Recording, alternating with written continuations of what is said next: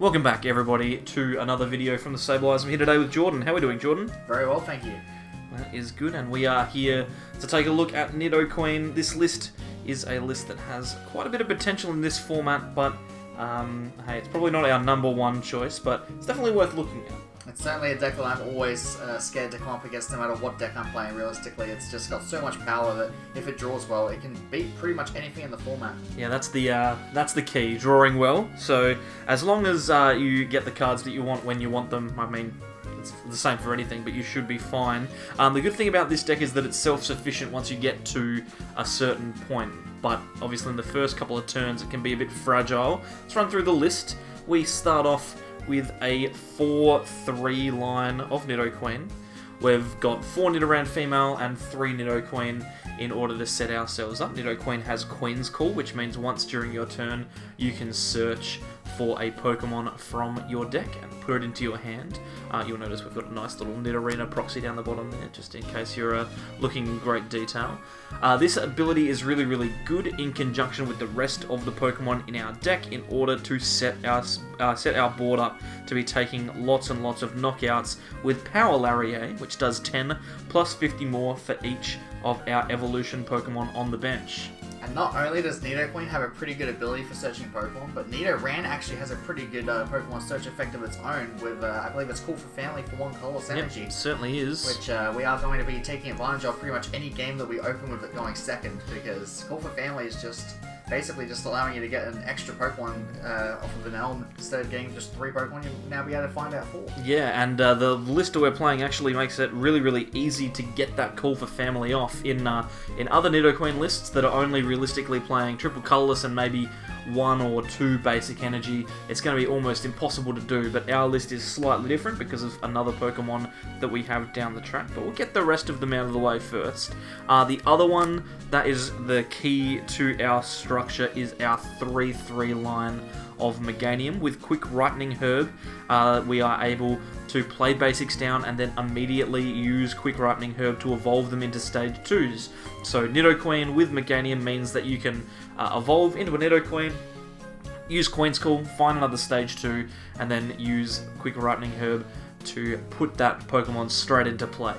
I mean, these 2 cards basically seem like they were printed to be played together. Nidoqueen allows you to search for a Pokemon every turn and does extra damage for each evolution Pokemon you have in play, and Meganium allows you to play those evolution Pokemon into, put them down into play every single turn, and it's even stronger because basically the reason why this is self-sufficient is whenever a Pokemon is knocked out, you can basically just infinitely recycle all of your Pokemon for the entire game thanks to Meganium's ability. Yeah, and so with Nidoqueen, eventually you get to a point where you've got a couple of Meganium down, you can just go Nidoqueen, search out the extra stage 2s that you need, and put them into play.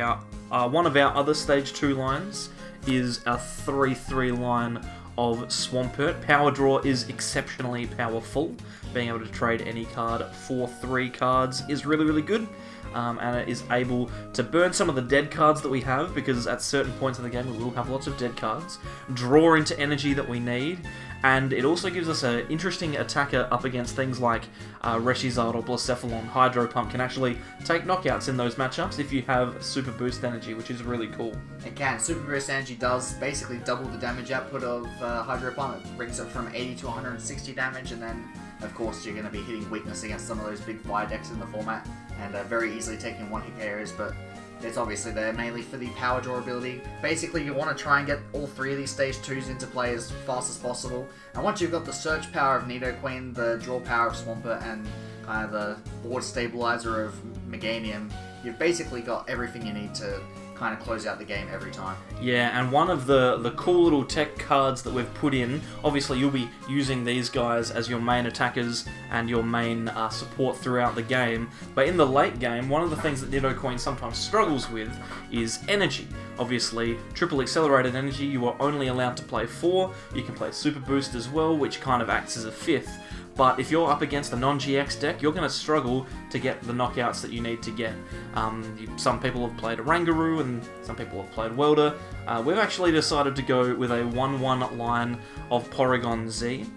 Crazy Code ability means that we're able to attach as many special energy cards as we like to our Pokemon in play, which means we've got a little bit more flexibility. And like we were talking about before, if we're playing Recycle Energy, which we can attach to Nidoran to use Call for Family in the early game, we can actually just attach 3 of those to a Nidoqueen.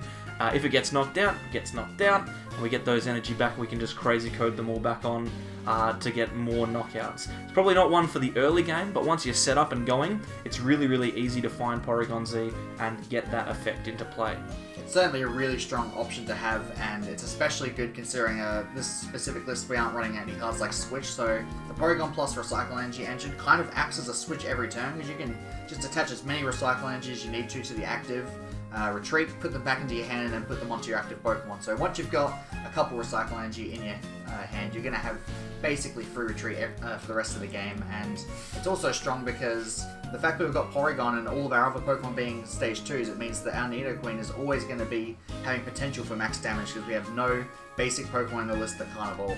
Yeah, and that's the key, is every single Pokemon that we play gives our Nidoqueen the potential to do extra damage. It means we're never going to be stuck with something like an Oranguru or a Dedenne on the field, which we can't use. The way we're going to help set our deck up, we're running a Elm engine here, so we've got 4 copies of Professor Elm.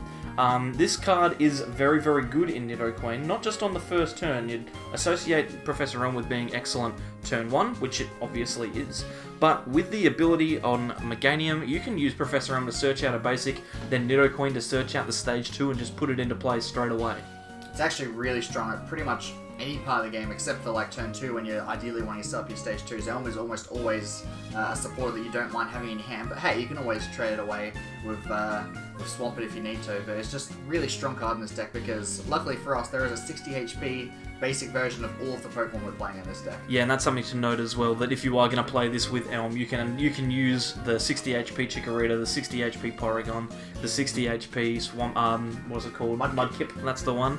All of those Pokemon come in the appropriate health. Like you mentioned, Elm not that great on turn 2. The card we want to be playing on turn 2 is Green's Exploration. This is the way that we're going to be able to evolve our Pokemon. We want to search out rare candies or maybe even some Pokemon search items to try and get our Meganium and our Nidoqueen into play, or Swampert if you need to. This is probably the turn that the deck falls down on the most, because turn 1, like you get reliably a Professor Elm, you get, and with obviously Call for Family, you can get down 4 Pokemon in play. It's not unrealistic to say that 9 times out of 10 you'll have 2, 3, 4 basics on the bench. The problem that the deck has is the second turn where you're using Green's Exploration. Maybe you do hit the rare candy, you get into a Meganium, you get into a Nidoqueen, and then you're only really hitting for like 60 damage. So turn 2 is pretty weak, and this is the reason that the deck isn't as powerful as it could be. But there's no realistic alternative to playing Greens. Like, you can either find the exact card you need and still be too slow, or maybe get the card you need and definitely be too slow.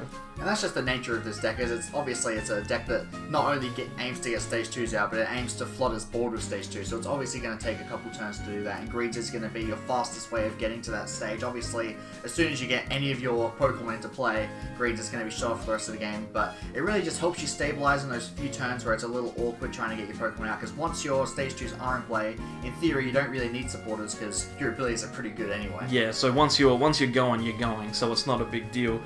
We also play 3 copies of Cynthia. Sometimes you do just need to shuffle your hand and draw 6, and 3 copies of Cynthia allows us to do that. Once we've got our engine going, we should be okay, but Cynthia is probably the card that you'll be looking to play just to stabilize your hand when you need it. It's pretty much the supporter that you want to play almost every turn that you're not trying to use Green, obviously, or when you don't have an Elm or have need for Elm. You pretty much want to use Cynthia on every other turn. If you ever miss the supporter that you need, it's always just good to use Cynthia and refresh your hand, hopefully get a few stage 2s into play that you didn't have already. Yeah, get a couple of extra cards. And a cool card that actually gets a lot of use in this deck is Brock's Grit. Lots of decks in our early testing were playing one just to shuffle stuff back in, but we've found that they've kind of dropped out of the list because you never really have a turn to play Brock. But the good thing with Nidoqueen is if you play Brock, you can still draw 3 or 6 cards and search out a Pokemon with Nidoqueen. So Brock's Grid is actually very powerful. You can put your Nidoqueen back into the deck, and you can use those Pokemon, you can search them out, put them into play, and use them straight away, which is super, super powerful, super strong. It's actually quite amazing because obviously one of the main reasons we didn't like Brock is, sure, you can shuffle your Pokemon into the deck, but by the time you want to do that, it's probably already late game, and then by the time you shuffle them in, it's going to take you a while to find them again, so it's really awkward, but this deck just doesn't have any of those problems. You can instantly find the Pokemon that you just shuffle back in thanks to Nidoqueen or just drawing them manually with Swampert, and it's the reason why we're allowed to get away with playing things like that 1/1 Porygon line. Yeah, we can kind of discard them early doors if we have to, and then get them back. It's actually quite interesting. The 2 most powerful supporters in that deck that I found most useful in our testing is actually Elm and Brock, which I wouldn't have considered going into this format as being super strong cards. But hey, we also need some item versions of being able to search out Pokemon. So we obviously play 4 copies of Pokemon Communication. If my camera would very kindly focus on the screen there. Fantastic. So 4 copies of Pokemon Communication. This is really cool in that you can get the cards that you need as soon as you need them. Obviously without Nidoqueens searching out the cards in the early game, Pokemon Communication is going to be the main way that we're going to try and get those Meganium or those Swampert into play.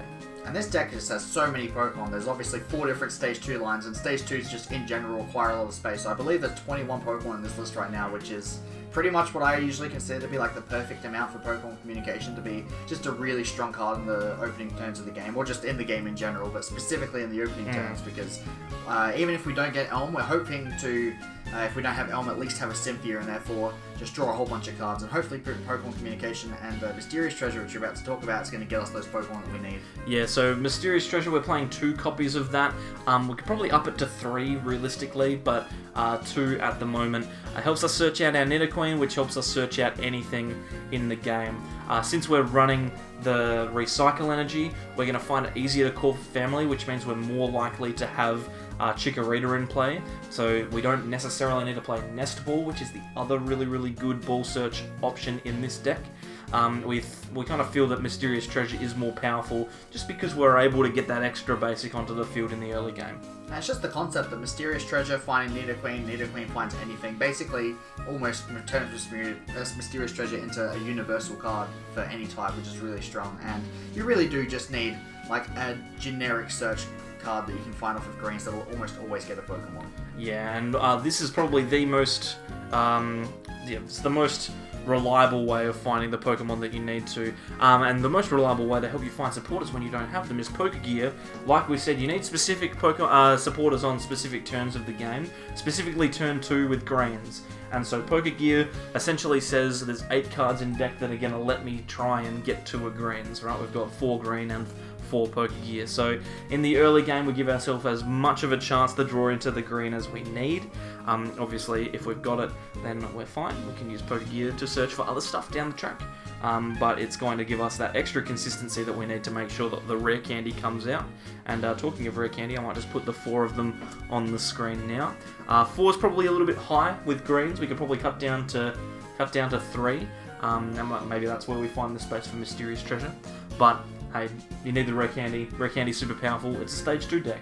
And if your Meganium gets knocked out or your Meganium doesn't get into play when you need it, rare candy is still super important. And it's not just the fact that you aren't always going to need 4. Obviously, you only really need 1 or 2 a game at most. But even with Pokegear, greens probably isn't still the most reliable card in the game. You're still always going to have it when you need it. And even if you do have it, just holding a rare candy in your hand that you've drawn naturally is just going to give you more versatility with what you can do with your green. You can search for a different card instead, you can set yourself up for future turns, so I really feel like the 4 rare candy is playing it pretty safe here. Yeah, that's super, super safe. One of the cool things about this deck is that it doesn't really need any stadiums, so we get to play Shrine of Punishment. There's no GXs in here, so we don't care about that extra damage. We can just force our opponent to tick their damage counters around every turn. It means that some Pokemon become a little bit easier to hit over time. Things like Pikachu Zekrom, after a couple of turns of Shrine Punishment damage, are able to be knocked out for 1 less stage 2 in play. It gives us a little bit of flexibility, and it also means that things like Reshizard get knocked out by Swampert with a Super Boost Energy, which is quite powerful, I believe. Do you mean triple colorless? Yeah, sorry, that's the one. Yeah. I know what I'm talking about sometimes. Super Boost Energy would obviously knock it out straight away, because I would think so. that's a busted attack, but... But speaking of Reshizard, that's actually probably the main reason why Shrine of Punishment is really good in this deck. Because if you've done the maths on Nidoqueen, it does 10 plus 50 for each evolution on your bench. And obviously you can only have 5 evolution Pokemon on your bench. So you cap out at 260 damage, which is just shy of hitting a Reshizard for one hit. So both Reshizard and Tinachomp, which is being talked about quite a bit, both have 270 HP. So a max damage hit from a Nidoqueen plus a Shrine of Punishment is the perfect knockout on a Reshizard or Tinachomp. Yeah, and it also means that those Jirachi GXs turning off weakness of Mewtwo Mew tag team will also find themselves in a bit of trouble. You'll be able to knock that Mewtwo Mew out, even though they don't have weakness, which is super powerful.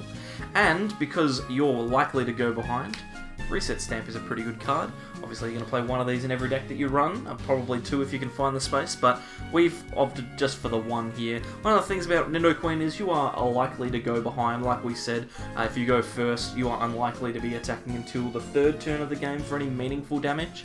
So you'll be able to stamp your opponent to maybe 2 or 3 cards in the late game, and then really come back hard, doing 250, 260 damage every turn.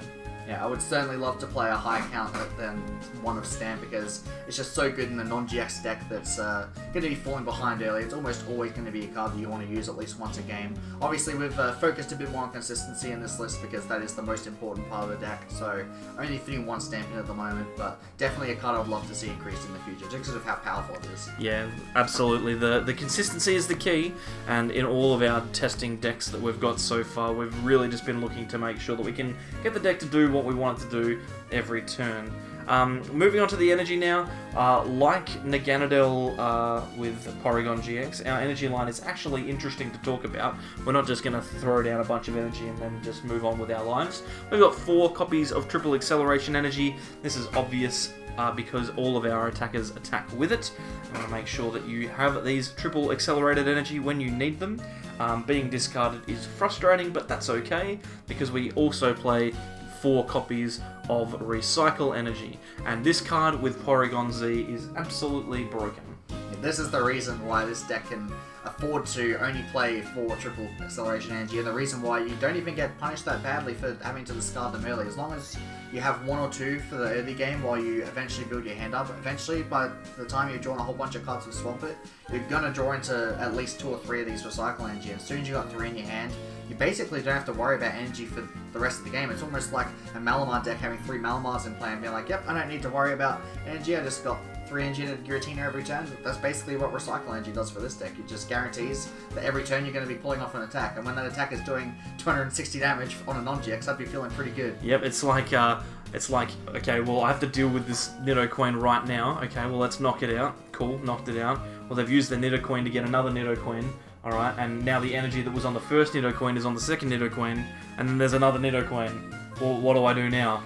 You just freak out, absolutely panic. It's incredibly strong. Obviously, only works because of Porygon-Z, so you need to have that card out. But you've got 4 Triple Accelerated Energy plus 1 Super Boost Energy, so it's 5 turns realistically before you have to start using the Recycle Energy. The Recycle Energy is just a bonus, really. Yeah, it's obviously not required. You can definitely go most, or at least a whole bunch of games without needing them at all. But as you mentioned earlier, it is actually just really strong in general for not only being in your opening hand to help with your pool of families or even just retreating. But yeah, the fact that it helps with retreating later in the game also is pretty big, because you're going to want to discard 1 energy in the early game, and that's just going to go straight back to your hand.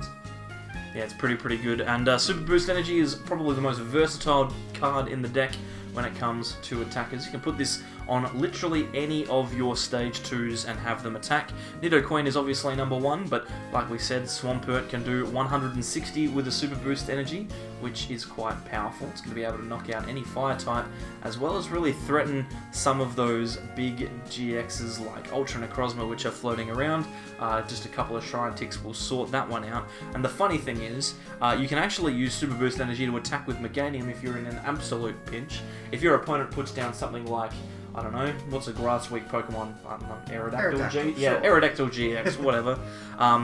It's funny because you can't actually kill it just with Super Boost because it's a 4 energy attack cost. It's only for but, basics though. Oh, that's true. Oh, Jordan, that's fine. Super Boost does the job. It does. You can kill it with Meganium. Bang, see you later, Aerodactyl. I mean, no one's going to be playing Aerodactyl anyway because it's not very good, but that's beside the point. Super Boost energy is usable by all of them, even if you want to tantrum with Porygon for 120. You can do that with pretty much any energy in the deck. What I really like about the Super Boost energy is just the fact that it doesn't get discarded at the end of the turn. Which is pretty strong because so good. Yeah, you can just have a Super Boost on your Nidoqueen early game, and if they don't knock it out, then you don't even have to find another energy. Yep, and Nidoqueen's super bulky. He has 160 HP, so it's very unlikely that they are going to be able to easily knock this one out. So there you go. If you are the type of person who's brave enough, I'll put the Nidoqueen in the middle. I'll put the Meganium in the middle as well. There we go. Seems good. That looks nice. There we go. Beautiful. If you're the kind of person who is into playing Stage 1 decks that are a little bit spicy, a little bit interesting, Stage 2 decks even. Yep, even on. That's fine. Then this might be the deck for you. It's a pretty cool one, definitely one worth looking at, and the Porygon just gives it so much to do. It's so interesting to play with.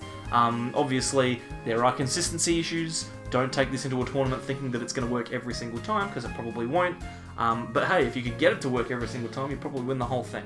Yeah, this is definitely the tournament that I think of when I'm like, if I play this deck at this tournament, then I'm either going to be in like the bottom 10 or the top 10. Yeah, exactly. Like I'm either going to just high roll every single game and win, or I'm just going to bomb out in the first 2 rounds. But hey, anyway, it's definitely worth considering. Like we said before, this is definitely not our final list of this deck. We probably actually won't get to a point where we have a final list because I'll never be satisfied because it's never setting up properly in turn 2. It's so frustrating. That's okay. But yeah, if you find a way to get it to work, then shoot us a little comment, fill us in. Just go, hey Mitch, this is how you get Nidoqueen to work, and then we'll win worlds. It'll be great. I don't know what your problem is, Mitch. It works fine for me. It does work fine for you. It's frustrating to watch Jordan play these cards. Anyway, thanks for coming along, Jordan. No problem. And thanks everyone for watching. If you like the content, then please consider subscribing by clicking the sable line in the middle of the screen. On the left-hand side, a couple of videos that YouTube thinks that you might like, and on the right is our Unified Minds Worlds format testing videos, where you can see more from this particular format. Thanks very much, everyone, for coming along, and we'll see you all next time for more from the Sable Eyes. Bye.